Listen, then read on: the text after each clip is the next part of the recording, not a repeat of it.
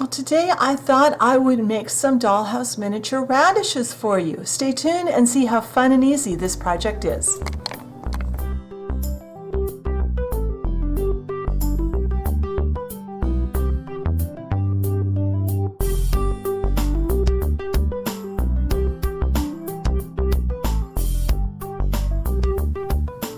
All right, let's start up by looking at our radishes. So I have a couple of them here, and all the ones in my bunch of radishes that I bought this week were pretty round. They're not all going to turn out the way a miniature, and a lot of times when you buy radishes, they're kind of oval shaped. They come in different shapes. Sometimes they're kind of weird shaped. That's all good. So we have a round ball that's got a very translucent pinkish red color to it. We have a root, which we're going to add to our miniature ones, and we have a stem that the leaves came off of. Now I already trimmed mine because that's what I do immediately when I get them home. So let's start by creating our stem piece and our root pieces so they'll be ready once we get ready to make our radishes in the next step. So let me get set up. All right, to create our roots, we're going to use some just embroidery floss. And I've got a pair of scissors here, and we're going to cut this way long, because it's going to be a lot easier to work with if it's long rather than short. So I've cut, about an inch, inch and a half. And embroidery floss, if you don't know, it comes in 6 strands. So we're going to separate out all 6 strands.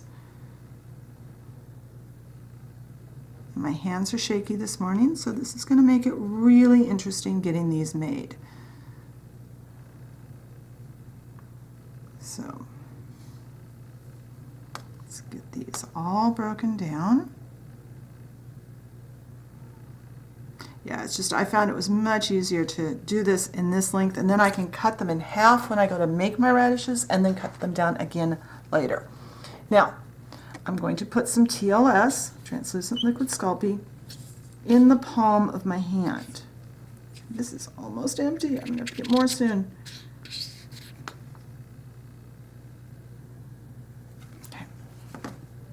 Now, I am going to take these one piece at a time. I'm only going to do 1 or 2 on camera. And I'm going to use my fingers and coat these. And they're going to get really sticky and really awful to handle. But this is going to stiffen this embroidery floss up just enough that we can use it for a root. And then off to the side, I have my paper plate. Let me show you here. With a piece of nice, clean parchment. And I know you can't see it, but it's right there. See, can you see that? Now we can see it. So I am going to do that with the other 5 of these pieces. And then when I get those done, I'll come back and I'll show you how we create our stem piece. So I'll be right back.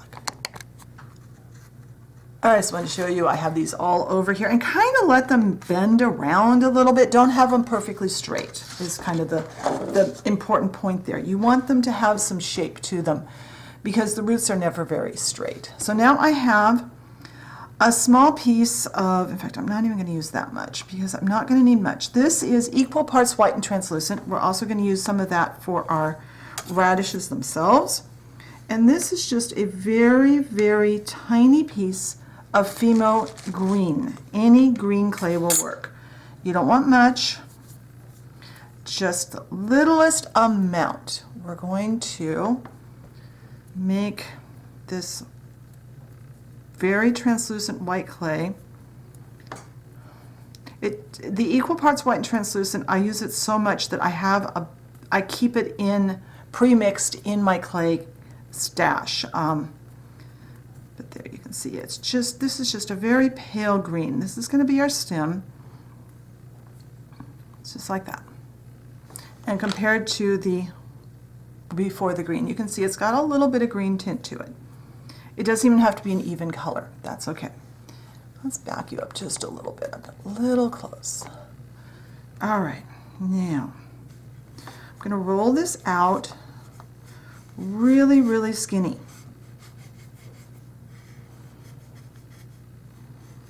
And I want this to break into about 3 pieces because what I'm going to do,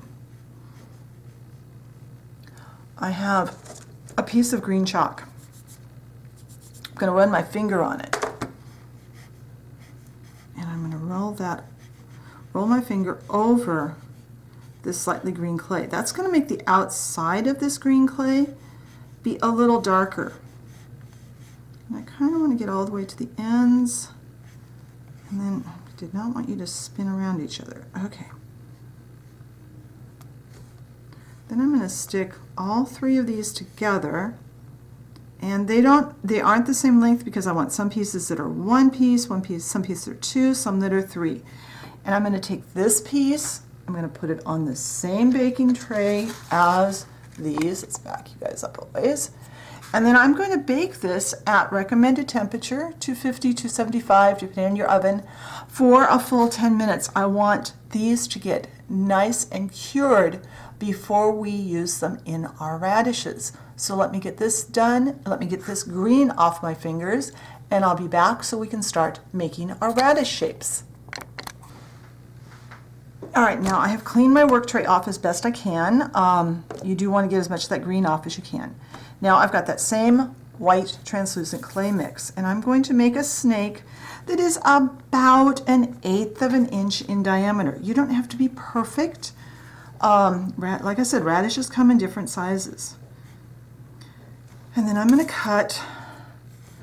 start with just 6 today. So pieces that are around 1/8 of an inch, some a little smaller, some a little bigger, 4, 5, 6. Since I have 6 pieces of embroidery floss, I'm going to start with 6. Then I have a sewing pin here.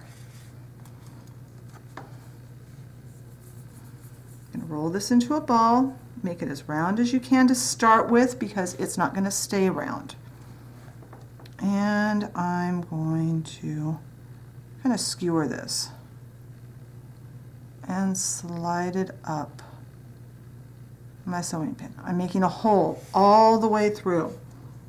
This way, not only am I creating the hole that I'm going to use to put the stem and the root in, I have these balls parked where I know where they are.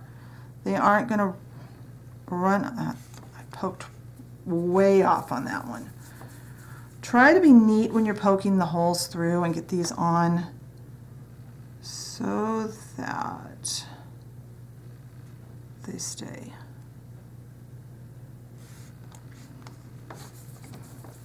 And because this clay is, anytime you're using translucent clay, it's very, very soft. So I am going to roll these all into balls. I'm going to put them all on this pin. I'll finish up off camera. And then I'm going to let this sit for a while and let the clay kind of firm back up. If you leave it alone, it'll firm up a little bit. Then when that happens and my stuff that's in the oven gets cooled to room temperature, I'll come back and we can start assembling our radishes. So I'll be back in a minute. All right, everything is baked off and completely cooled, and these have been sitting for a while. I actually went and did some did some stuff around the place and got my lunch, and so these have sat up and they've had time to firm up. Now I'm going to cut this up first.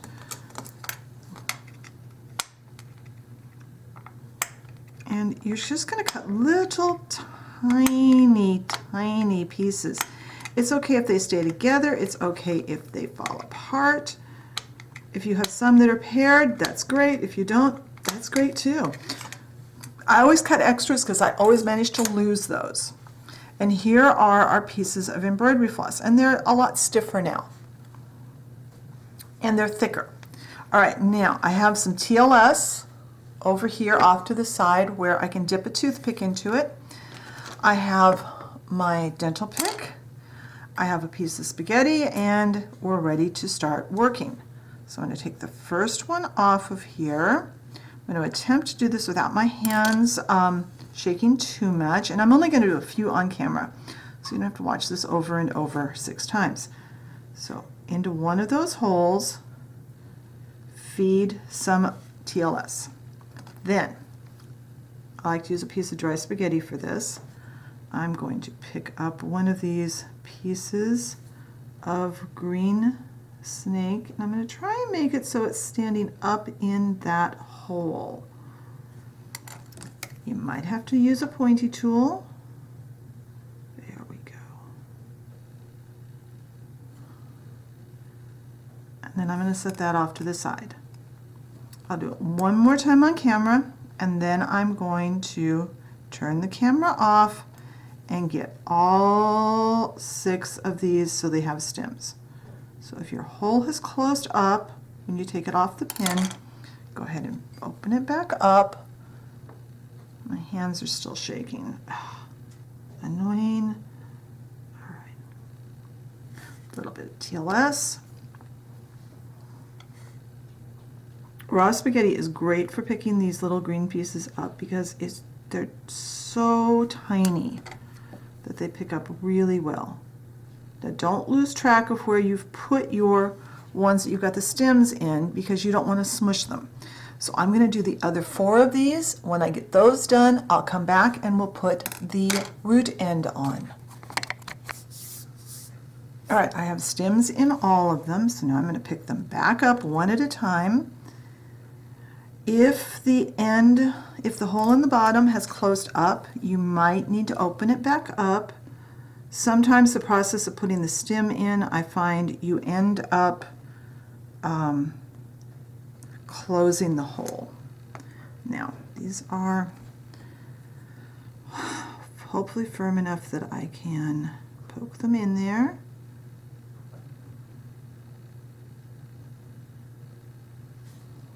You might want to use your pointy tool to poke it down in, and then kind of use your fingers and snug that up against that root so you get a shape like that. Put it over onto your baking plate, whatever you're baking on. I'm using a paper plate and I've got some parchment paper on it. Totally lost the hole on this one, so I'll do one more on camera and then I'm going to turn the camera off and do the other 4 off camera. And I have plenty of floss. I could make a whole bunch more radishes in the future if I wanted to, because we are going to trim these off once they're baked. But we are going to wait until they're baked. All right, so I'm going to turn the camera off. I'll form these and then I'll come back and we'll put some color on them. All right, I have a root on each one, and now I have 2 colors of chalk. I have a red, which is kind of a warm red in my set, and I have kind of a hot pink color. And I played around with my chalk and found this was a really good combination. And what I'm going to do, I'm just going to do it, scrape some right off here onto my parchment paper. And I want pretty close to equal amounts, maybe a little more of the red than the pink. But there again, I've noticed different batches of radishes are slightly different colors. And then I'm just going to, and you want to just kind of brush them, roll them around with the brush that's been dipped in. You want it down on the root a little bit too. It's all good. You can get up on the stem a little bit too. That's fine.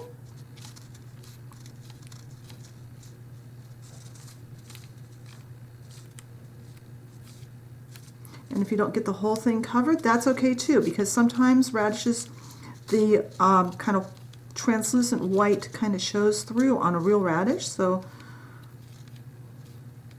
it's okay if they're not perfectly evenly colored. And now these just need to be baked at recommended temperature for your clay. Be sure and check the temperature on your translucent clay. That is the determining factor, whatever's the lowest temperature if you're mixing brands. These are going to be baked for 10 minutes. When they're baked and cooled, I'll come back, we'll trim the roots, and we will see how our radishes look. All right, these are all baked and cooled, and as you can see, there's just a little bit of color. Hopefully you can see that down the stem. Let me get, see, that one doesn't have much green on the end of it anymore. Here's a really good one. And let's look at it next to the real thing. We have our stem end and we have our root end. I love how these came out. And then just cut off the end of this root, and you can make a bunch more of these. This will hold really nicely your, wherever you stash your little bits and bobs for doing clay work. And you've instantly got some roots for the next batch of radishes you want to make. So let me trim all of these and I'll get them up a little closer to the camera. Be sure and check the blog post. I'll try and have some pictures over there that are a little closer than I can get the video camera to focus in at. All right, here they are all trimmed up and ready to put into the dollhouse. I can think of several ways that these could be displayed in the kitchen of the dollhouse, and they would be absolutely adorable, or in a produce stand. I hope you enjoyed today's video. If you did, hit that like button. That really helps YouTube to know to show it to other people. Leave me a comment. Be sure and check the blog post for some photos. If you enjoy my content and haven't subscribed, hit that subscription button and the notification bell so you know when I put up my next video. And thank you for watching, and I will talk to you next time. Bye.